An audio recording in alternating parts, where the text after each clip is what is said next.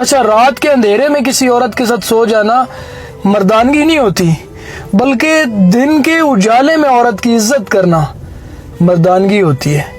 ہم سمجھتے ہیں شاید مرد کا کام ہے بچے پیدا کیے جائے، جتنے بچے اتنا بڑا مرد، جتنا غصہ، دبدبا، زور اتنا بڑا مرد۔ مردانگی مطلب عورت پہ ہاتھ اٹھانا، عورت کے کردار پر انگلی اٹھانا، یہ مردانگی ہے۔ تو میں ایسی مردانگی پہ دیکھیے، ہمیں یہ سمجھنے کی ضرورت ہے کہ ایک مرد کی مردانگی یہ ہے کہ اس مرد کی وجہ سے کوئی عورت بد کردار نہ کہلائے۔ مردانگی یہ ہے کہ مرد کی وجہ سے عورت کی آنکھوں سے آنسو نہ آئے۔ مردانگی یہ ہے کہ اگر مرد اپنا حق بھول بھی جائے لیکن خود پر دوسروں کا حق یاد رکھے۔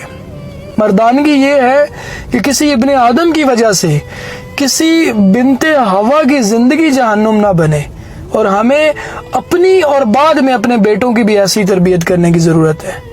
بیٹوں کو سمجھانے کی ضرورت ہے کہ بیٹا ایکچول میں مرد کسے کہتے ہیں اور مردانگی کیا ہوتی ہے۔ ایک عورت کو اپنی زندگی میں ہر قدم پر 10 بار سوچنا چاہیے، کیونکہ دنیا عورت کا ماضی کبھی نہیں بھولتی، اور یہ ہمارے معاشرے کا کڑوا سچ ہے کہ ماضی صرف عورت کا ہی ہوتا ہے۔ مرد کا ماضی تو ہسٹری ڈیلیٹ آٹو پہ لگا ہوتا ہے، لیکن عورت کا داغدار ماضی اس کی زندگی کی سب سے تلخ حقیقت ہے جسے وہ بدل نہیں سکتی۔